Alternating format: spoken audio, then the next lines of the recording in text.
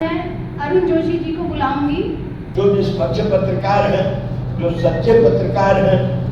अब हम तो देखे कि कई कमेटियां बनी, सुरेंद्र बाबू पद मिल गया, कल से पहचानना बंद कर दिए। परसों मंत्री के साथ बैठे हुए हैं, हम बगल में खड़े हैं, वो हमको ताक भी नहीं रहे। मंत्री के गाड़ी में बैठ के चल दिए। मंत्री अपना मैंने गले को पकड़ दिया। उनको बुझा कि तुम पत्रकार के हम बहुत हैं, वो पत्रकार को नहीं ताकेंगे तो क्या करेगा। रहती है, लेकिन अपनी नैतिकता खो करके जीवित रहने का कोई फायदा ही नहीं है। आप अपने नैतिक दायित्व का पालन करते रहें और आप लोग जिंदगी में और अपनी उपस्थिति दर्ज कराई आपने, तो मुझे बहुत अच्छा लगा। आगे भी ऑल इंडिया रिपोर्टर्स एसोसिएशन की ओर से ऐसे ही बड़े स्तर से कार्यक्रम चलते रहेंगे, क्योंकि काफी पिछले साल भी किया था हमने, वो थोड़ा कम टाइम था हमारे पास, 4 दिन के अंदर किया था, और अब के थोड़ा टाइम ज़्यादा मिल गया, तो अब के थोड़ा अच्छा हो रहा है। अगली बार और भी अच्छा होगा, क्योंकि हम हमेशा पत्रकारों के हितों के लिए काम करते हैं, चाहे वो पत्रकार कनिष्ठ हो या वरिष्ठ हो, जिस तरह का भी है। अगर वो वास्तव में पीड़ित है, वास्तव सब समझ लो आप, अगर वास्तव में पीड़ित है, वो अपनी जगह सही है, तो उसके लिए ऑल इंडिया रिपोर्टर्स बहुत अच्छे तरीके से काम करता चला जा रहा है। तो बहुत अच्छी है, जो सहयोगी है आज के इसमें आशा यादव जी है, जो अखिल भारतीय संयुक्त पत्रकार समिति की प्रदेश अध्यक्ष है दिल्ली, बहुत बहुत अभिनंदन, उनका सहयोग है यहाँ, तो मैं इसका अपने आपके बीच में। तो और भी है, कोई टीम है इनके साथ में, तो सबके सहयोग से हम ये प्रोग्राम मिलके संयुक्त रूप से कर रहे हैं। यानी हमारे अंदर कोई भेदभाव की भावना नहीं है, और आगे भी कोशिश रहेगी भेदभाव की भावना नहीं रहेगी। कोई सबको मिलजुल के रहना है। कोई वास्तव में पीड़ित है, उसके लिए पूरा संघर्ष करो, अभियान चलाओ, कुछ भी करो, धरना करो, पूरा कैंपेन चलाओ। लेकिन अगर पत्रकार कहीं पे गलत है, उसकी जांच में अंदर से जो जांच होती है, तो हमें लगता है गलत है, तो उसके लिए थोड़ा मजबूर होना पड़ेगा, क्योंकि हम सच्चाई के साथ रहते हैं। ये भी आप लोगों को ध्यान रखना है कि हमारी गलती ज़्यादा ना हो। अगर वास्तव में गलती नहीं है, तो हम उसके लिए 24 घंटे खड़े हैं, पूरे इंडिया में खड़े हैं, कहीं भी हम कैंपेन चला देते हैं, चला भी है हमने। एक पत्रकार था रायपुर का, छत्तीसगढ़ में, राकेश कंबोली नाम है, देख से पेपर है डेली का, A to Z चलता है। रात को 2 बजे उठा लिया सच्चाई का आदमी ने खबर चलाई थी, कैंपेन चलाते स्कूल के खिलाफ।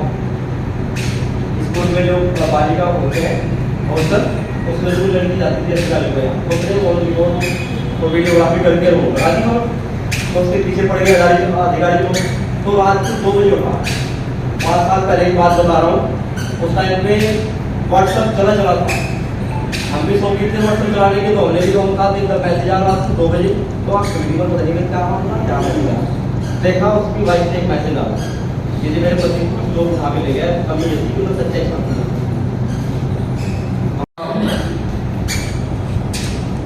उर्मिला ठाकुर जी के साथ काफी समय से जो पत्रकारिता में पत्रकार हमारे संघर्षरत रहे हैं, या फिर एक टीम का हिस्सा बने रहे हैं, क्योंकि आयरा जो है शुरुआती दौर में मैम ने ही शुरू किया था। उसके बाद चाहे वो ऑल इंडिया रिपोर्टर एसोसिएशन हो, ऑल इंडियन रिपोर्टर एसोसिएशन हो, या आयरा के और बहुत सारे प्रारूप। उनको प्रारूप इसलिए कहा जाएगा क्योंकि आयरा की जो शुरुआत हुई थी, उसकी शुरुआत करने में मैडम का ही सबसे बड़ा हाथ था। जब जन चेतना और जीवन ज्योति पत्रिका मैडम जो है चलाती थी, और बहुत सारे लोग यहाँ से जुड़े थे और इंडिया से जुड़े थे, तब भी हमने पत्रकारों का साथ देने का कार्य किया था। और मेरे पास बहुत सारी ऐसी चीजें आती थी, बहुत सारे ऐसे मामले आते थे कि रिपोर्टर्स को कहीं न कहीं बहुत बड़ी परेशानियों का सामना करना पड़ता था। तो मैडम ने एक लीगल टीम उस समय बनाई थी, और वो लीगल टीम हमेशा पत्रकारों के हितों के लिए कार्य करती थी। वो पक्षकारों के हितों के लिए कार्य नहीं करती थी, सिर्फ पत्रकारों के हितों के लिए कार्य करती थी। अब यहाँ पर 2 फर्क है। आज पत्रकारिता दिवस है, तो यहाँ पर मैं पत्रकारों की बात करूंगा, पक्षकारों की नहीं करूंगा।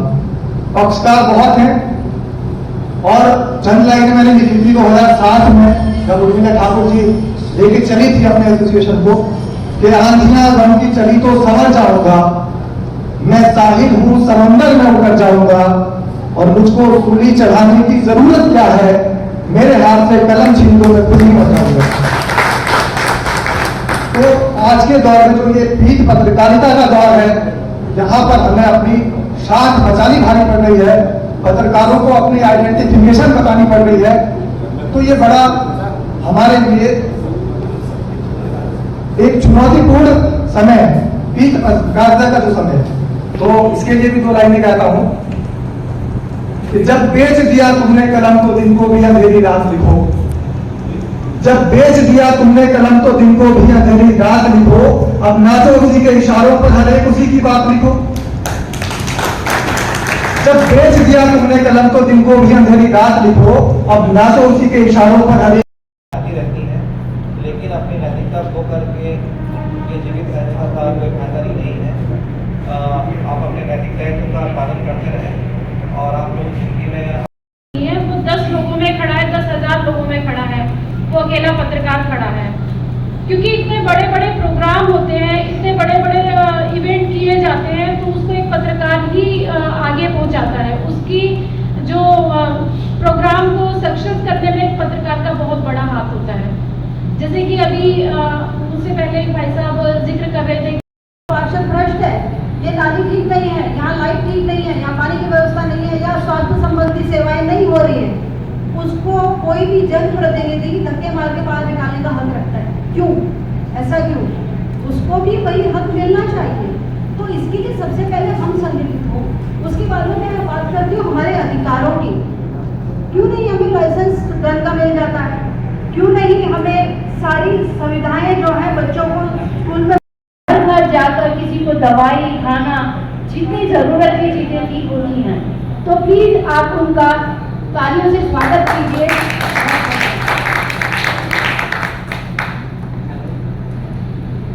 All India reporters association trust की ओर से आज जो पत्रकारिता दिवस के उपलक्ष्य में पत्रकारों के लिए प्रोग्राम रखा है, उसके लिए बहुत बहुत धन्यवाद। हर साल ये प्रोग्राम रखते हैं, इसके लिए बहुत बहुत धन्यवाद। मेरा तो इसमें कोई पार्ट नहीं है, लेकिन अब जब बोलने के लिए कहा है तो मैं आपको कुछ बातें बताना चाहता हूँ। जो कि लोग गरीब हैं, असहाय हैं, उनके लिए न्याय व्यवस्था के लिए क्या स्थिति है, तो उसके बारे में बताना चाहता हूँ। लोगों को बहुत जानकारी है और ये पूरे हिंदुस्तान के अंदर है। आप ज़्यादा से ज़्यादा लोग सीखा है। अमीर आदमी कोर्ट में जाकर के ऐसे खर्च करके न्याय पा सकता है, लेकिन गरीब आदमी नहीं। देखिए, इसके अंदर पूरे हिंदुस्तान के अंदर तहसील लेवल से लेकर नेशनल लेवल तक कार्य कर रहे हैं और बहुत पैसा खर्च कर रहे हैं। तो मैं इसके बारे में बताना चाहता हूँ। तहसील लेवल पर, उसके बाद डिस्ट्रिक्ट लेवल पर, उसके बाद स्टेट लेवल पर, उसके बाद नेशनल, और नीचे जो उस पर कार्य कर रहे हैं उसके जो हेड है वो सिविल जज। पत्रकारिता दिवस है, वो हमें यही याद रखना चाहिए कि हमें एकता होना बहुत जरूरी है। अभी पीछे हमारी बहन भी बोल रही थी और उससे पहले भी बोले पत्रकार कि एकता ही कुछ हम कर सकते हैं। अब से पहले मैंने कभी लगभग 15 साल पहले भी एक आवाज उठी थी, जो विष्णुदत्त शर्मा है, रिपोर्टर जाति जागरण के, ईस्ट जमनाबाद में रहते हैं ईस्ट दिल्ली के अंदर, उन्होंने भी कहा और मैंने भी कहा, सियासतनामा न्यूज़पेपर का ऑर्गेनाइजेशन हुआ था, उस समय भी हमने बात कही रखी कि कम से कम एटलीस्ट कुछ भी नहीं, जो हम लोग पत्रकार हैं, हम लोगों को ESI की सुविधा तो मिलनी चाहिए। इस स्टेप पर अभी तक भी कुछ जो है अमल नहीं हुआ, इस पे भी कोई काम अभी तक हुआ नहीं। हालांकि हम लोग इकट्ठे हो जाते हैं जब कभी जरूरत पड़ती है एक दूसरे को, लेकिन खाली उस इकट्ठे होने से बात नहीं बनेगी। अगर हमें अपने हक के लिए लड़ाई लड़नी है तो जिस तरीके से हम जनता के लिए, आवाम के लिए लड़ाई लड़ते हैं, आवाज उठाते हैं, इस तरीके से हमें करना पड़ेगा। हमारे बीच में साथी बैठे हैं, जैन जी बैठे हैं, कई बार जरूरत पड़ी पत्रकारों को लेके तो बिल्कुल आते हैं, और भी पत्रकार साथी हैं, सागर साहब बैठे हैं, तासिफ साहब हैं। क्योंकि देखिए, अगर किसी पत्रकार अगर नहीं है अवेलेबल और वो फोन पे भी सपोर्ट कर रहा है अपने साथियों की, तो ये भी बहुत बड़ी बातचीत है। साथ में मैं क्योंकि वक्त कम है और समय भी कम मांगा गया है, मैं कुछ लाइनें कहना चाहूंगा। जी हाँ, मैं पत्रकार हूँ, जी हाँ, मैं पत्रकार हूँ, चलता फिरता समाचार हूँ। कलम ही हमारी ताकत है, कलम ही हमारी ताकत है, जान पर हमारी अनेकों आफत है। कलम ही हमारी ताकत है, जान पर हमारी अनेकों आफत है। फिर भी मैं कभी डरता नहीं हूँ, सदा सच्चाई लिखता हूँ। जी हाँ, मैं पत्रकार हूँ, मैं चलता फिरता समाचार हूँ। साथियों, इन्हीं बातों को देखते हुए मैं अपनी बात को विराम देता हूँ, क्योंकि और भी साथी हैं जिनको अपनी बात में रखनी है। एक शेयर और करूंगा, क्योंकि पत्रकार एक ऐसा है कि पत्रकार अपनी सीढ़ी खुद बनाता है। तो चलते चलते एक शेयर और अर्ज करता हूँ आपके सामने।